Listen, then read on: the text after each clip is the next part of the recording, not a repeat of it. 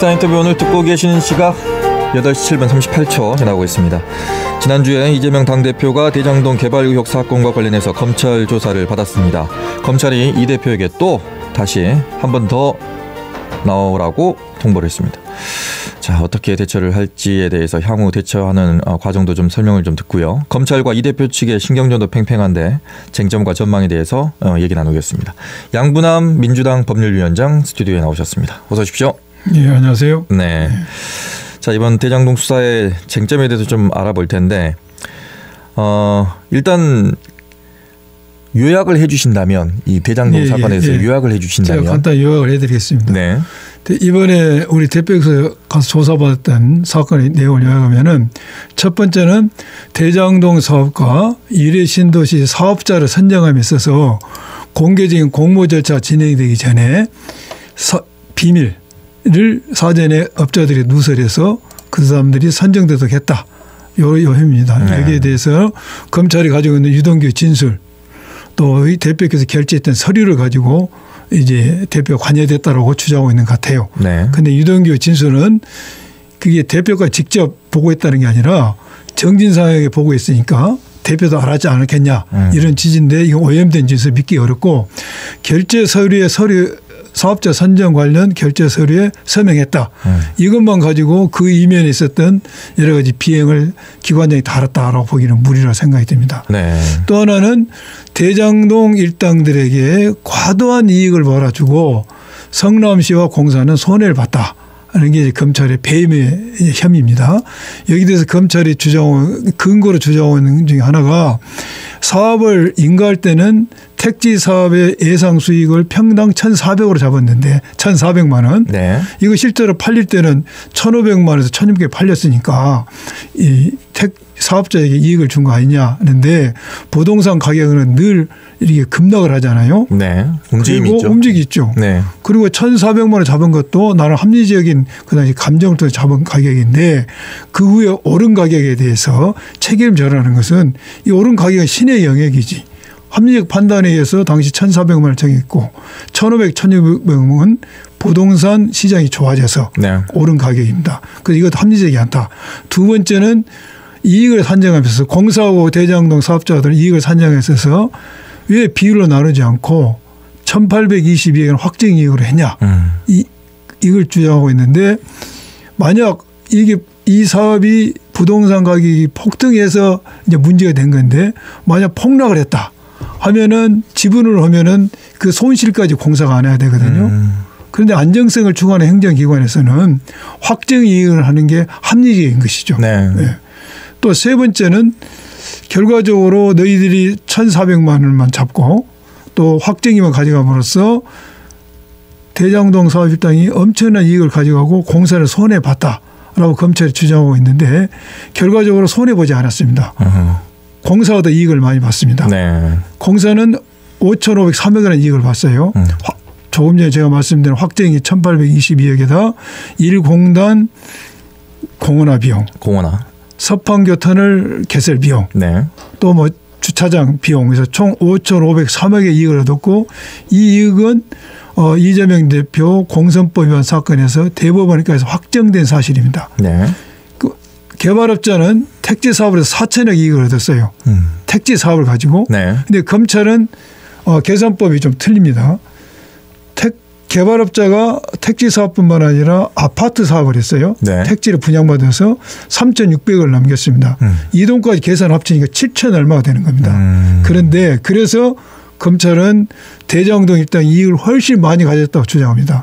그렇지만은 성남시의회에서 승인했던 사업은 택지 사업이었지 아파트 분양 사업이 아니었다 이거죠. 왜 그까지 끌어들이냐. 이것이 바로 짜매치기 수사 아니냐 네. 생각이 들고 지자체 단체장이 어떤 개발 사업을 하면서 공용을 할 것이냐 민영을 할 것이냐 민간 합동을 할 것이냐는 정적으로 정책 판단의 문제입니다. 범죄가 아닙니다. 네. 예를 들면 부산시장이었던 LCT. 그 양평의 공흥지구 네. 제주도의 오등봉 사업 이것은 100% 민간이 했습니다. 이걸 하나 가져오지 않았어요. 네. 이걸 배임죄로 문제 삼지 않지 않습니까? 성남시는 5천억, 3억이나 이익을 가져왔는데 왜 이걸 배임죄로 문제 삼습니까? 적절치 않다는 것이죠. 이게. 네. 그래서 합리적인 수사가 아니라는 거죠. 세 번째는 지금 문제가 되는 천화동인 네. 김만배 씨 소유로 된 천화동에 이재명 측의 지분이 숨어 있다. 그래서 측근에게 전달하려고 했다. 향후에. 예. 이게 이제 굉장히 폭발적인 지금 문제가 되고 있는데 네. 이게 김만배가 자기 지분의 일부를 누구에게 띄워줘야 되겠다 네. 했던 게 정의양 녹취록에서 나온 거 아닙니까? 정영학 녹취록. 네. 거기서 나오는 유동규만 등장합니다. 김만배 그래서 유동규에게 다 네 걸로 알고 있다.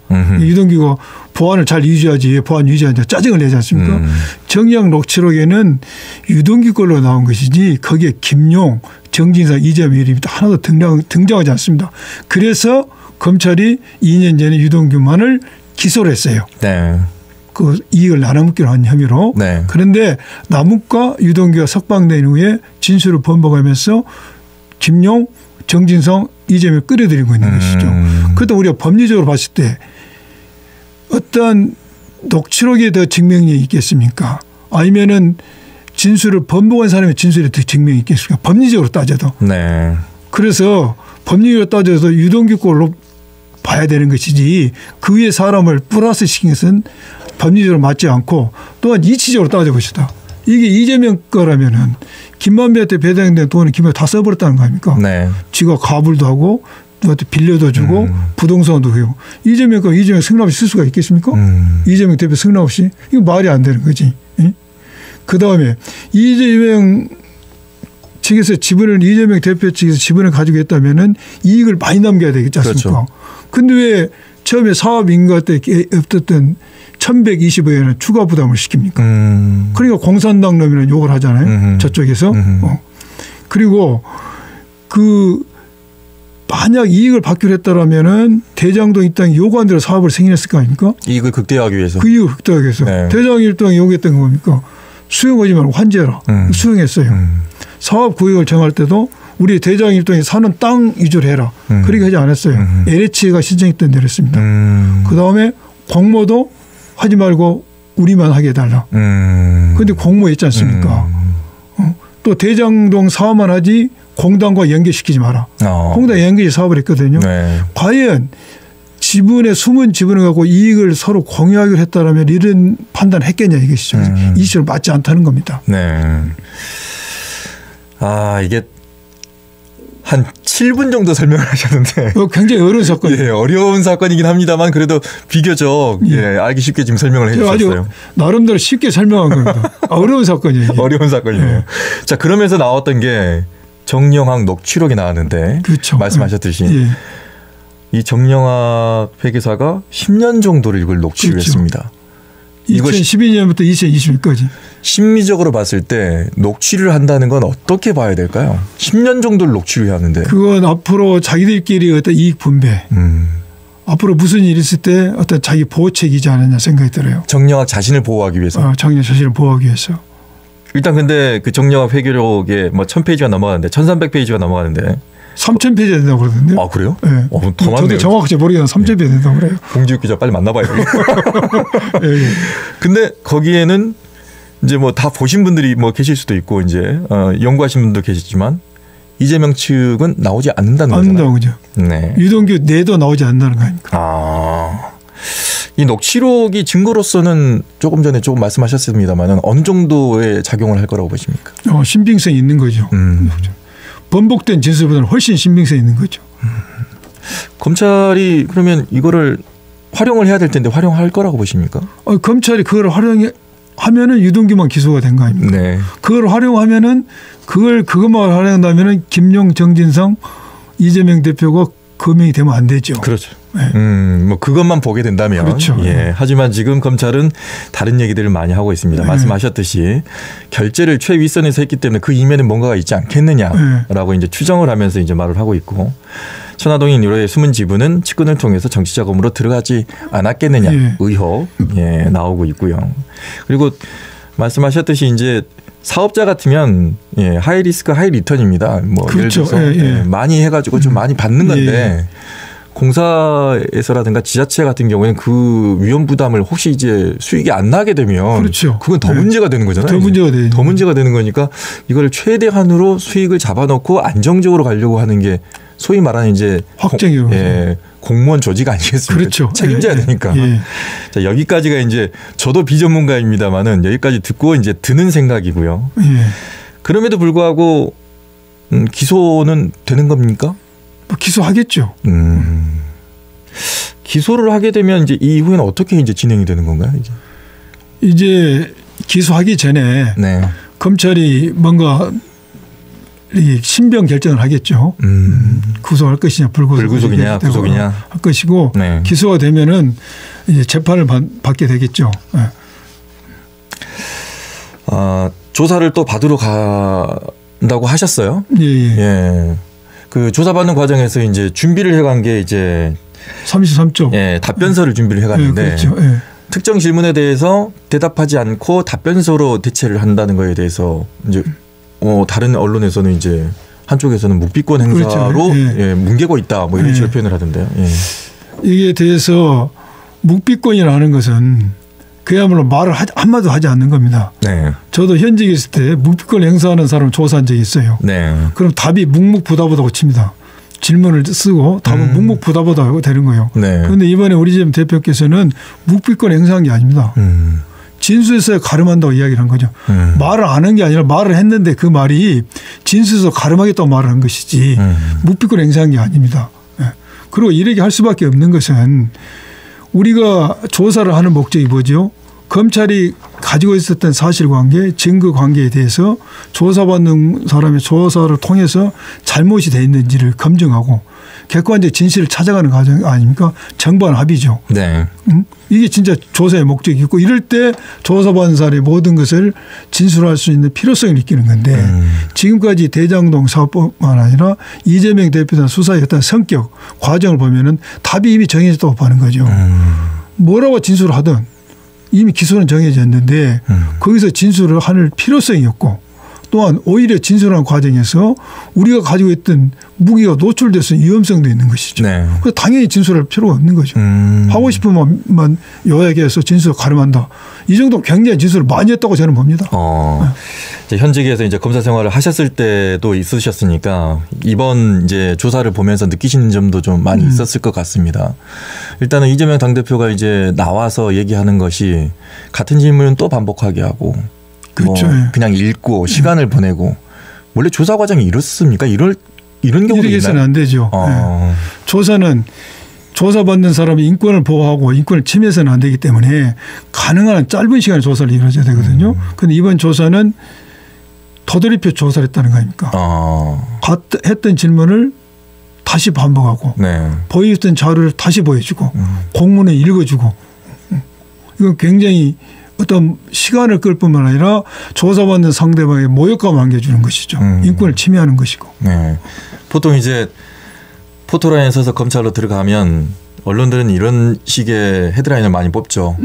몇 시간 조사, 새벽 귀가 뭐 이런 식으로만 얘기를 합니다. 그 내용은 얘기가 안 나옵니다. 내용은 안 나오죠. 근데 가끔 또 내용이 나오면 저건 어떻게 저 내용이 나왔지? 라는 것도 좀 의아한 내용도 좀 나와요. 그렇죠. 조사 과정에서 조사받는 사람의 태도라든지 분위기 어떻게 진술했다는 내용은 절대로 조사 과정에서 공개돼서는 안 됩니다. 그러니까요. 이것은 공무상 기밀 누설이 될 뿐만 아니라 조사받는 사람의 프라이버시를 침해하고 인권을 침해하는 것이죠.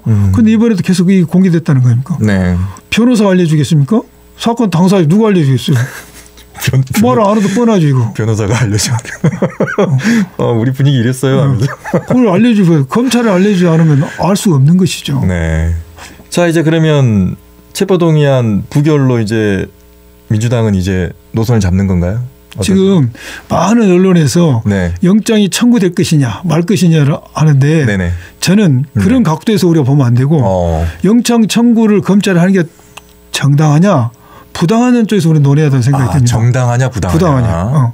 검찰은 당연히 영장을 청구하려고 했죠. 왜?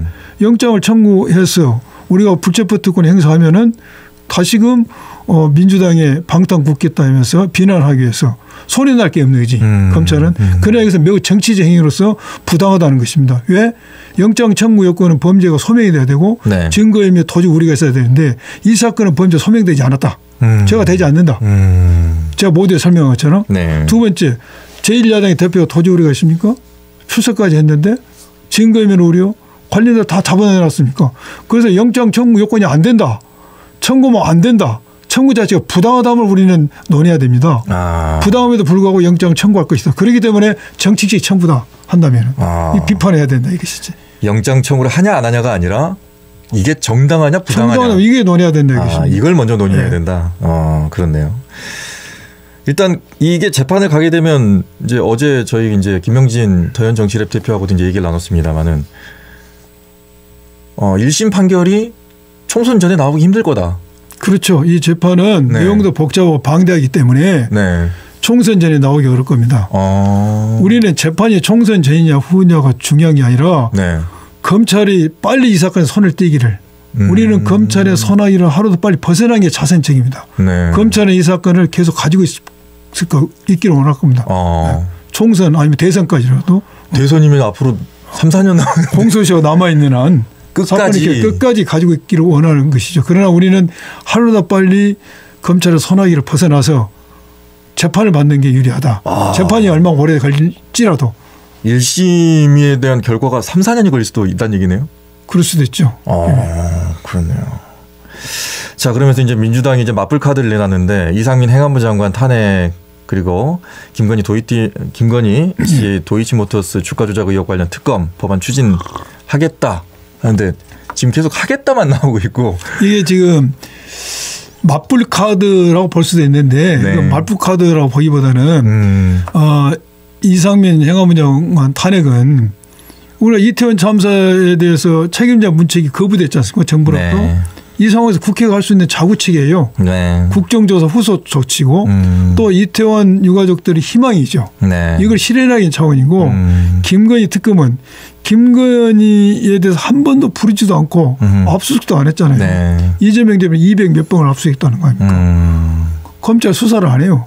수사를 안 하니 불가피하다는 거지 특검이. 네. 네.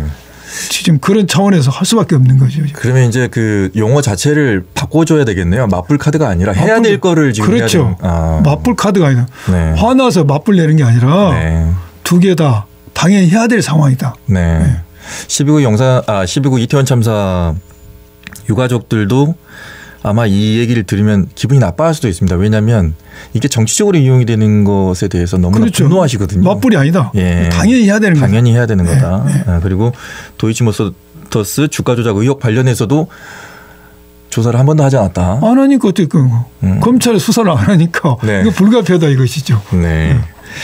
이번 주 토요일에 국민보고대회 형식의 장외 집회를 예정하고 계세요? 네, 지금 이제 장소가 실내가 되면은 장외 집회가 안 되고 국민보고로 끝날 거고 실외가 되면은 장외 집회가 될 겁니다. 아마 그것은 조만간에 결정이 될 것 같은데 우리가 이런 것을 하게 되는 것은 이 윤석열 검사 독재 정권의 횡포, 질주가 좀 극에 달했습니다. 그래서 그걸 이런 집회와 대회를 통해서 무능함과 야당 탄압에서 비판도 하고 특검을 요구하고 이럴 계획입니다 지금. 네. 그러면 이번 주 토요일 이후 정도가 왜냐하면 이제 검찰 출석의 시점을 특정하지 않았거든요. 예. 그러면 이번 주 토요일 이후 정도가 출석 예상을 할 수 있겠네요. 지금 어제 대표께서 언론에 말씀하신 것은 방금 말한 대로 패배했으니 나오니까 나가겠다. 했지 이게 이번 주 토요일이나 주말로 픽스를 안 했어요. 그런데 네. 일부 언론에서 마치 이번 주 주말에 나간 것처럼 이야기가 됐는데 아무래도 이번 주 토요일은 장애집회나 국민보고가 됐으니까 물리적으로 불가하는 거고 주말에 나간다 할지라도 꼭 이번 주 주말이라고 확정할 수가 없습니다. 이 일정은 변의를 통해서 검찰가 조율을 할 겁니다. 네. 네. 자 끝으로 이제 검찰에 계셨고 검사로 네. 재직하셨고 검사 후배들이 지금 이 사건을 맡고 있습니다. 검사 그렇죠. 예. 후배들에게 뭐 하고 싶은 얘기가 있으시다면. 예. 지금 우리 후배들이 이 사건을 수사하고 있는데 수사를 잘해야 될 겁니다. 검사는 저도 현직에다 나와 보니까 검사 현직에서 무슨 벼슬을 했냐 전혀 중요치 않아요. 다 잊어버립니다. 검사일 때 어떻게 수사를 했고 어떻게 검사 생활을 했는가, 얼마만큼 정의와 진실을 다해서 했는지, 이게 무엇이 되냐보다도 어떻게 했냐에 중점을 두고 수사도 하고 검사 생활을 해주기를 저는 후배에게 바라고 있습니다. 벼슬이 중요한 게 아니라 네. 그 생활을 너는 어떻게 했느냐. 네. 네, 알겠습니다. 이 말로 가름하도록 하겠습니다. 네, 지금까지 양분남 민주당 법률위원장과 함께 얘기 나눴습니다. 고맙습니다. 감사합니다. 네, 시사 인터뷰 오늘 여기서 라디오와 유튜브 하는 시간 마치겠고요. 유튜브 라이브로 넘어가겠습니다. 오늘 세상 돋보기 시간에서는 만나이 계산법 그리고 뭐가 바뀌는지에 대해서 저희가 얘기를 최기영 변호사와 함께 나누겠습니다. 시사 인터뷰 오늘 지금까지 김규빈이었습니다.